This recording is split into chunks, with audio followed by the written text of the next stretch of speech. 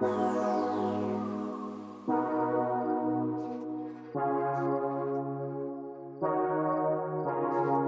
years ago, I founded IQONIC.AI, which is an AI company in the health tech sector. But honestly, I'm coming from a total different field. So I studied electrical engineering back in China.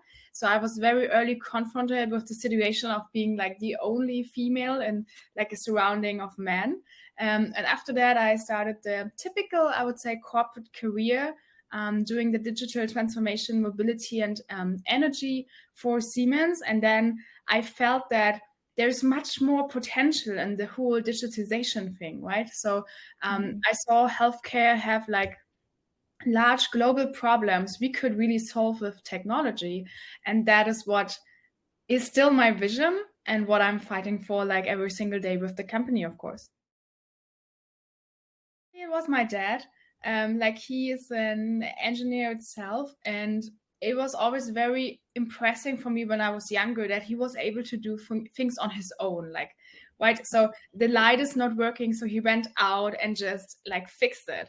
Or we wanted to create something, he just went there and was able to do it. I mean, I recognized pretty early that probably I'm not that like hand advised person, but I understood from him that if I'm willing to lead and to shape industries or like bring topics into the future, I have to understand the basic. How can I lead a team of tech experts if I'm not even aware of the technology, right? So it was more like a head decision for me. Like if I want to become a good manager, a good leader, if I want to like speak out for my topics, I have to make the basic work first. Everything I'm doing is related to this vision, right? So in my free time, I'm like a coach for young children. I visited Africa and social projects a lot of time. I'm running a small NGO, but everything is always related to like early childhood, health, and sports, because I did professional sports, my brother as well. So these are like the topics: education, digitization, bringing like the good things to much more people. And I think for me, work and not work is very, very strong connected, because it's just one thing, what is my purpose here? 2.5 years back from now, we recognize that health industry is huge. There's huge potential in the market, and we are just in the beginning for all these technology things. But what I learned beforehand is if you want to shape an industry, you have to keep all the perspectives in mind. So we started to reaching out to like huge pharma brands, cosmetic brands, to doctors, and took all the perspectives together, and then really understood how the technology have to look like to make an impact. Because you can have the best diagnostic AI, but if a doctor sees no benefit in that, he will not use it, right? So you have to create these economical cases for all sides, for the patients, for the doctor, for everyone. This, of course, took a while. And a lot of people told me, okay, that's too huge. You cannot like put all the things together. But at the end of the day, we did it, right? So we launched Skin then last year as our digital clinic. So you can have your doctor's appointments there, you get your prescription, your e-prescription, you have the pharmacies directly there. So it's the whole like process of our health infrastructure we put in the digital one. But here comes the point: we understood from the beginning that we don't want to replace doctors. We want to put them in the system to show them a new way of how they can make it efficient, but also from economic perspective beneficial for them. And you have to create an AI that is able to deal with all the ethical groups worldwide and make the whole thing barrier free. So this is something most of the players don't even thought about, right? I mean, we are launching in Germany, but it's not the case anymore that you have just one type of ethical group, right? So this is a very important thing for the technology, but also for us as company. For me, I want to offer like healthcare to everyone, means for all different groups, but also for people who cannot speak, for example, or not read or hear. So you have to really think for everyone. That's the first one. And the second one, you mentioned about skincare, and that's exactly the key, right? People are not really thinking about health every single day. It's a huge entry barrier to say, I go to a doctor. But if you scratch them at a point where they talk about lifestyle, right? So skincare, makeup, I want to have like the new lipstick, whatever. Then they are very open to what they can learn. So educate them exactly at that point. What we have done is not saying, okay, this is makeup, it's not relevant for us. We said, that's makeup. How can we create a bridge from makeup to health?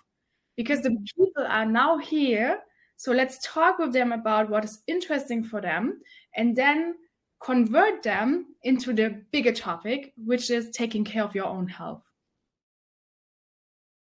So I remember when I was in university, I was the only female there, right? So how can I recruit people in my age for tech? It's just not possible because they haven't started 10 years before, right?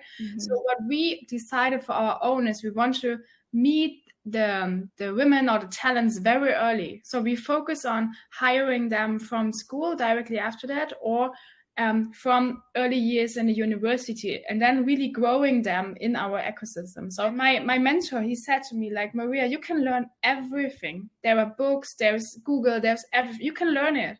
What you cannot learn is the mindset and how you look to your work and to the stuff and creating your own visions and getting this kind of energy level, right? So this is exactly how I hire, right? I search for people having a similar mindset to me and to the topic, where I can really feel that they are passionate about shaping something, and all the rest we can work on together, right?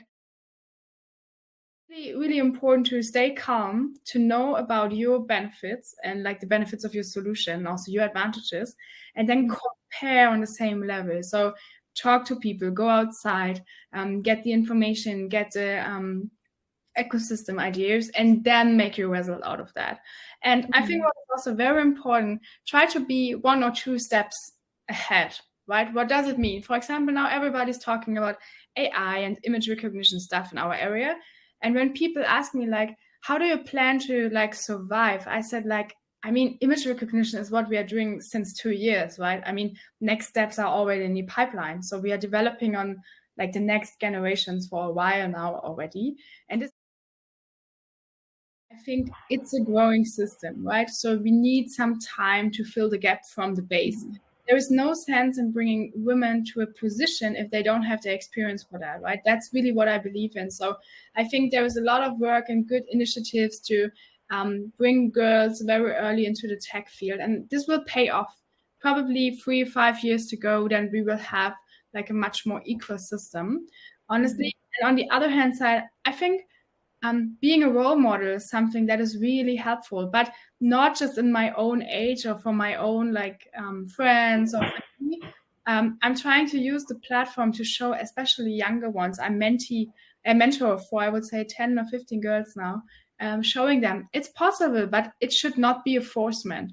Girls can still get other jobs and be happy with other things. I think having still fun and believing in what you're doing is also a very interesting and very important thing. And I think diversity and all these kind of things have always 2 sides. We should also support men doing other jobs and following their interests. So probably there will be a balance with the tech and non-tech things from both perspectives in the future. I think that would be very sustainable.